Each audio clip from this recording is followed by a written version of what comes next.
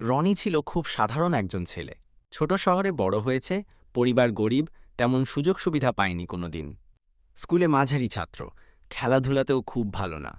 আশেপাশে সবাই বলত রনি দিয়ে কিছুই হবে না। রনি এসব শুনে একসময় হতাশ হয়ে পড়েছিল। একদিন সে নিজেকে আয়নায় দেখে চমকে উঠল।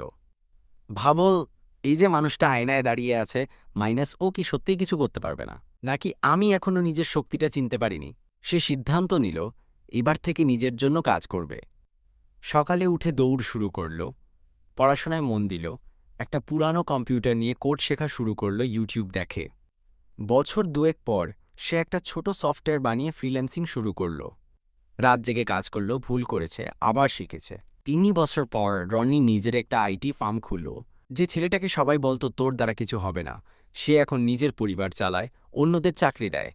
তবে রনির সবচেয়ে প্রিয় জায়গা এখনও সেই পুরনো আয়নাটা। প্রতিদিন সকালে দাঁড়িয়ে সে নিজেকে বলে, আজও তুই পারবি, কারণ তোর সবচেয়ে বড় শক্তি তুই নিজেই।